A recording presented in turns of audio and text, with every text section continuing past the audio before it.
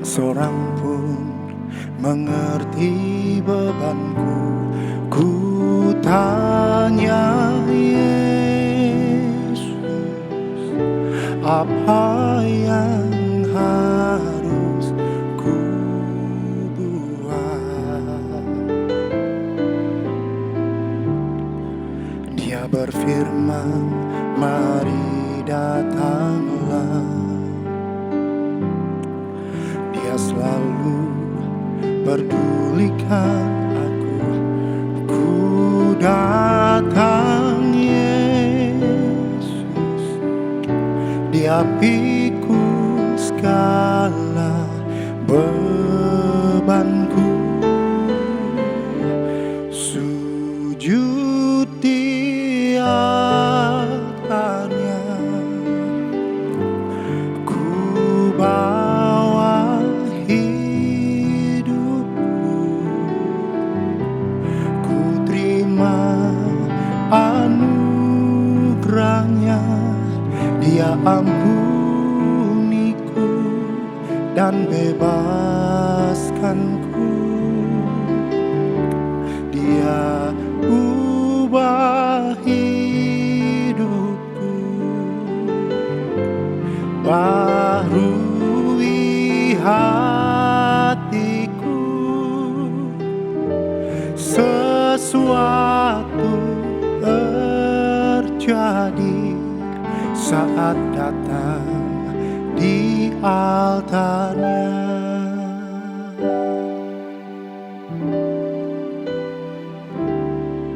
Bila hati terasa berat, tak seorang pun mengerti bebanku. Ku tanya Yesus, apa yang harus ku buat?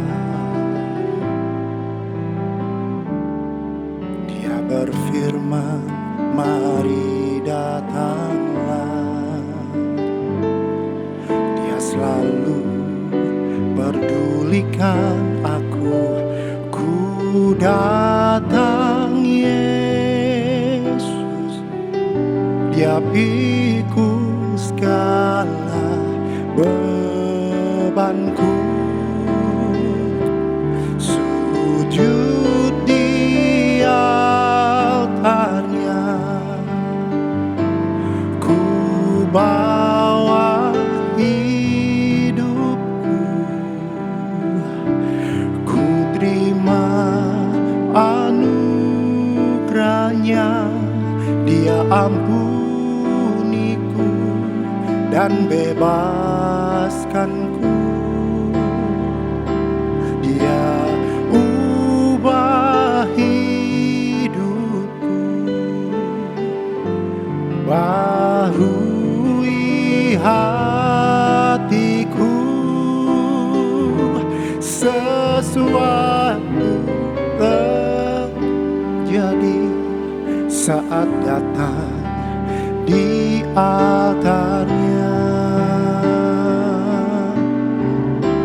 Sujud di altarnya, ku bawa hidupku. Ku terima anugerahnya, Dia ampuniku dan bebaskanku. Dia ubah hidupku, baharui hatiku. Sesuatu terjadi, pemulihan terjadi, kesembuhan terjadi saat datang di altarnya.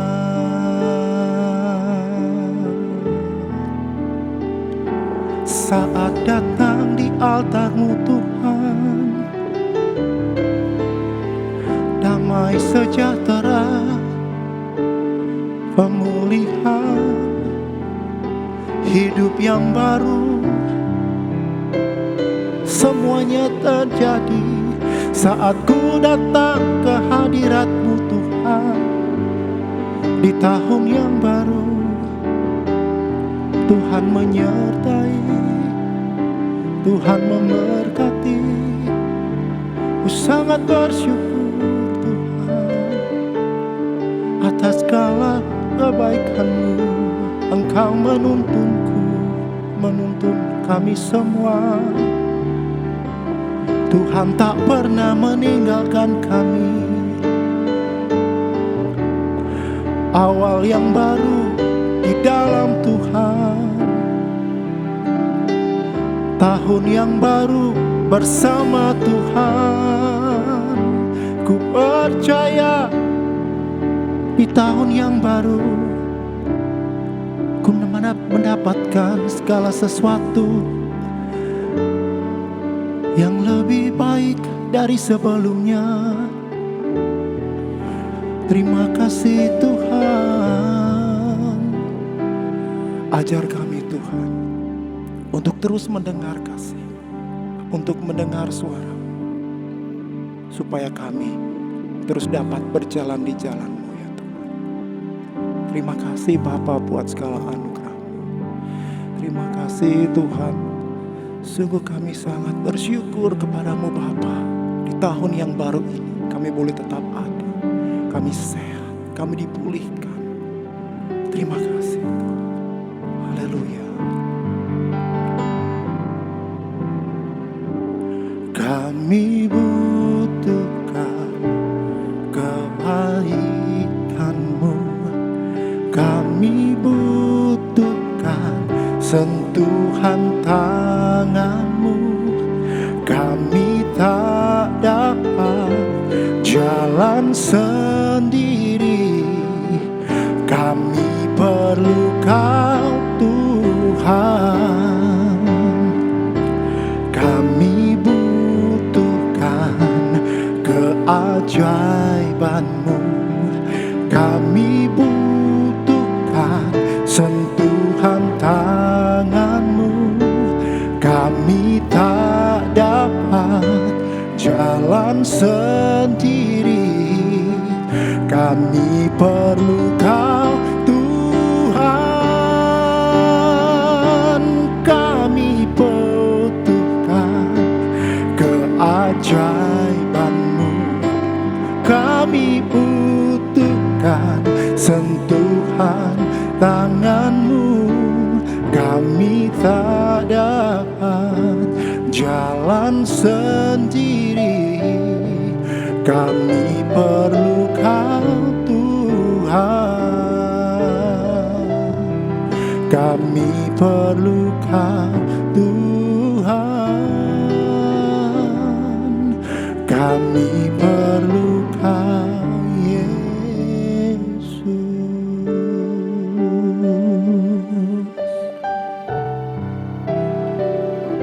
Haleluya.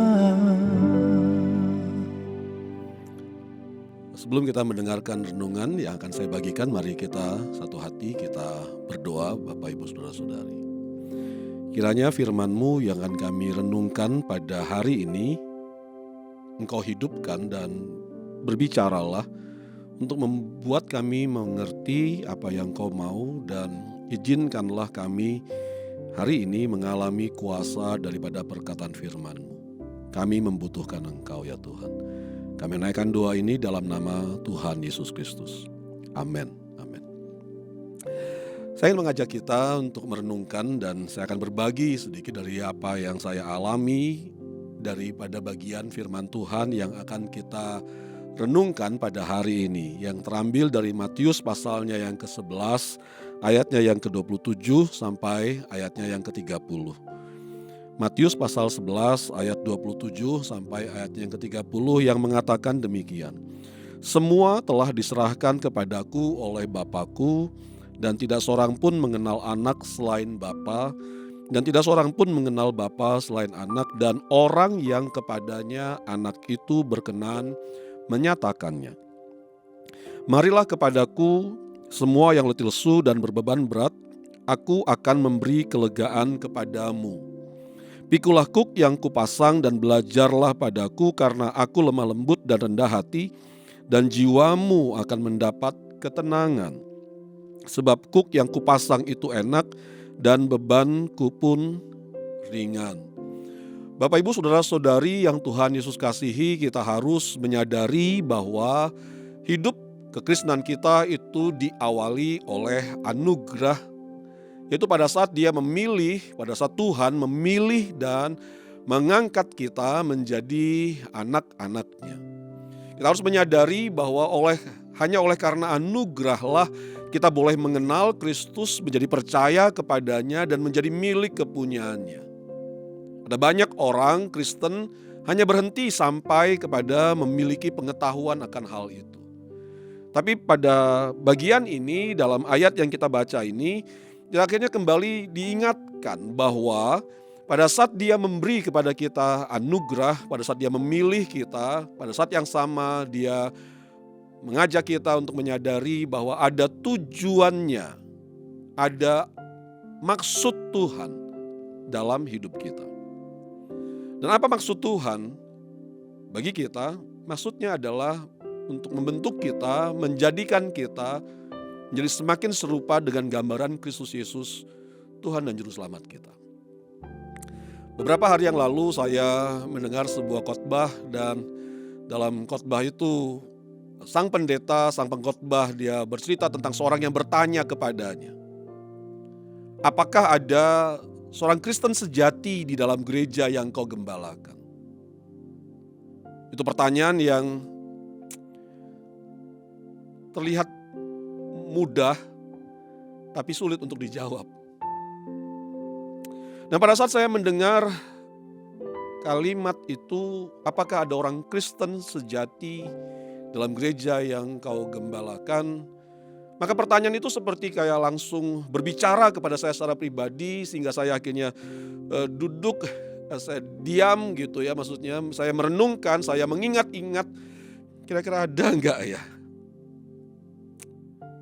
Adakah? Dan bahkan saya juga akhirnya melihat kepada diri saya sendiri, apakah saya sudah menjadi orang Kristen yang sejati seperti yang Allah kehendaki dalam hidup saya.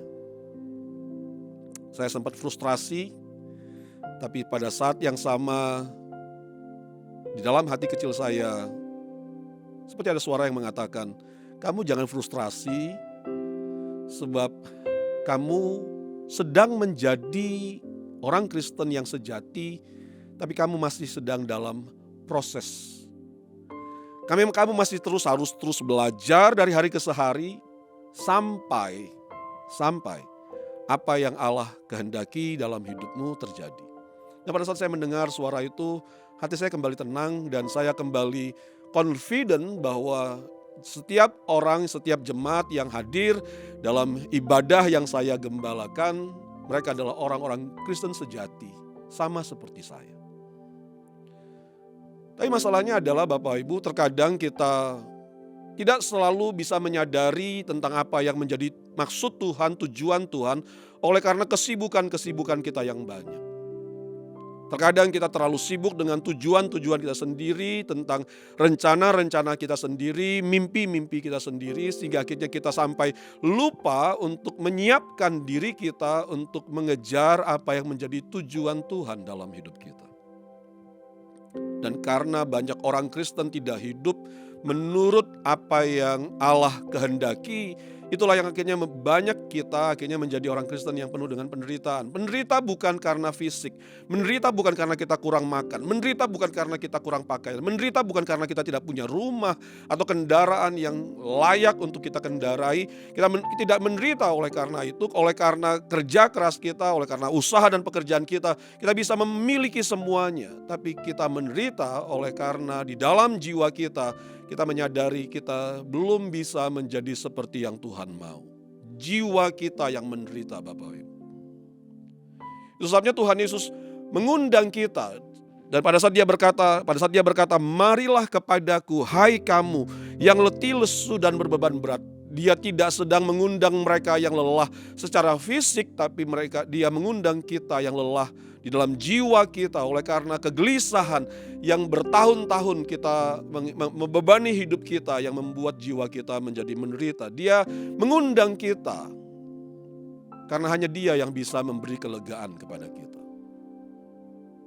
Undangan Kristus adalah undangan yang akan membawa kita mendapatkan kelegaan bagi jiwa kita yang selama ini dibebani oleh kegelisahan oleh karena kita tidak selalu bisa perform, tidak selalu bisa melakukan apa yang Tuhan mau. Kita masih banyak gagal dalam mengiring Tuhan di dalam hari-hari hidup yang telah kita jalani.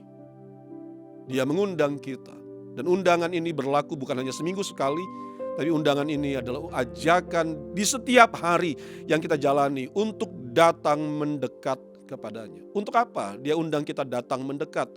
Dikatakan dalam ayat 29, untuk belajar daripadanya. Dan dia ingatkan kepada kita yang diundangnya bahwa dia adalah guru yang lemah lembut dan dia adalah guru yang rendah hati. Dia katakan itu di awal karena dia menyadari keterbatasan kita. Dia katakan itu di awal karena dia menyadari betapa banyak kekurangan kita. Dia sadar betul bahwa kita pasti banyak gagalnya begitu. Dalam sebuah perenungan yang saya tuliskan, saya menyadari bahwa ada dalam banyak kesempatan untuk kita melakukan kebaikan bagi orang-orang yang ada di sekeliling kita. Dalam banyak kesempatan kita gagal untuk merespon dengan melakukan apa yang benar saat kesempatan itu datang. Kita masih banyak gagalnya. Kita masih sering alpa dalam melakukan apa yang benar. Kita masih sering alpa dalam melakukan apa yang baik. Kita masih sering alpa. Itu sebabnya Tuhan Yesus mengingatkan di awal bahwa dia adalah guru yang lemah lembut, bahwa dia adalah guru yang rendah hati, yang akan selalu menerima kita. Setiap kali kita mau datang, dia akan selalu terima kita. Sekalipun kita masih banyak gagalnya, dia akan selalu terima kita untuk hadir dalam kelasnya, untuk duduk di sana mendengarkan apa yang dia akan katakan, apa yang dia ajarkan kepada kita. Dia adalah guru yang baik dan dia memberi kepada kita syarat yang sangat minimal untuk hadir dalam kelas kehidupan di mana dia yang menjadi pengajarnya. Syaratnya apa? Syaratnya adalah kita menyadari akan keterbatasan kita dan kita mau merespon undangannya. Bapak Ibu saya berharap, Bapak Ibu saudara-saudari saya berharap bahwa di sepanjang tahun ini kita mau kembali membuat komitmen. Kita mau menumbuhkan kesungguhan di dalam hati kita. Untuk setiap hari kita menyediakan waktu, menyediakan ruang bagi diri kita untuk datang. Di tengah segala kesibukan kita yang banyak, di tengah segala aktivitas kita yang banyak. Kita mau memberi diri kita, memberi waktu kita, ruang kita untuk duduk tenang dalam kelas di mana Yesus yang adalah guru yang agung itu berbicara, mengajar, membawa kita untuk mengenal Dia lebih dalam, mengerti kebenaran firman-Nya lebih lagi, dan untuk membawa kita untuk bisa tahu apa yang benar yang harus kita lakukan di dalam situasi-situasi hidup yang akan kita hadapi di sepanjang tahun ini. Bapak Ibu, kita butuh Tuhan karena kita masih punya banyak kekurangan. Kita butuh Tuhan sebab yang bisa mengubah jiwa kita adalah Dia. Yang bisa memberi kelegaan bagi jiwa kita hanya Dia saja. Kita butuh Tuhan sebab yang bisa mengubah hati kita, yang mengubah hidup kita hanya Dia saja. Kita butuh Dia. Itu sebabnya ayo datanglah setiap hari. Datanglah, ayo datanglah dan rendahkanlah diri kita untuk mau belajar daripadanya. Kadang disiplin itu terlihat berat, tapi kalau kita menyadari bahwa disiplin yang diminta Tuhan itu adalah tujuannya adalah untuk kebaikan kita sendiri, kita akan bersuka cita dalam melakukannya. Kalau kita menyadari, kalau setiap kita menyadari bahwa kitalah orang pertama yang akan diberkati oleh karena kesungguhan dan disiplin yang kita bangun di setiap hari di sepanjang tahun ini, maka saya percaya sekalipun berat, sekalipun sulit, kita akan tetap bisa bersuka cita dalam melakukannya. Itu sebabnya tidak heran jika dalam ayat ke-30 Tuhan Yesus mengatakan, sebab kuk yang kupasang itu enak dan bebanku pun ringan. Terlihat enak, terasa enak, dan terlihat ringan karena kita menyadari bahwa kitalah orang yang akan menikmati hasil dari setiap jeripayah, kerja keras, pengorbanan, harga yang kita telah bayar untuk selalu dekat dengan Tuhan. Saya percaya bahwa jika hidup kita dekat dengan Tuhan, di tahun ini kita akan mengalami terobosan. Baik dalam hidup rohani kita, di dalam relasi, dalam keluarga, dalam hubungan suami istri, dalam pekerjaan usaha, bahkan dalam kesehatan kita. Saya percaya kita akan mengalami terobosan. Karena saya sangat percaya Bapak Ibu, setiap orang yang dekat dengan Tuhan, hidupnya pasti diubahkan. Kehidupannya pasti diubahkan. Karena Tuhan, Dia adalah Allah yang selalu menepati apa yang dijanjikannya. Aku mau datang kepadamu ya Tuhan.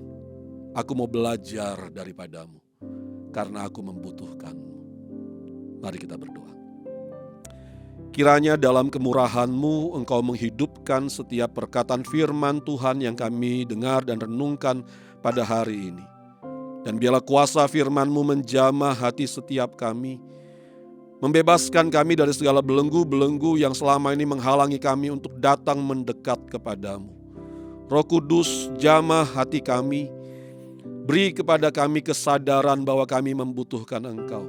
Sehingga di setiap hari yang kami akan jalani di sepanjang tahun 2024 ini, kami akan dengan disiplin selalu mau memberi waktu kami, memberi ruang, ya Tuhan, di tengah-tengah segala kesibukan yang kami miliki, untuk duduk tenang, mendengarkan apa yang Kau katakan, duduk tenang dan memberikan diri kami untuk mau belajar, untuk belajar daripadamu, untuk membawa kami mengenal-Mu lebih dalam, memahami kebenaran-Mu lebih dalam lagi, dan kami boleh dapat mengerti apa yang harus kami lakukan untuk setiap situasi-situasi kehidupan yang akan kami hadapi ya Tuhan di sepanjang tahun ini.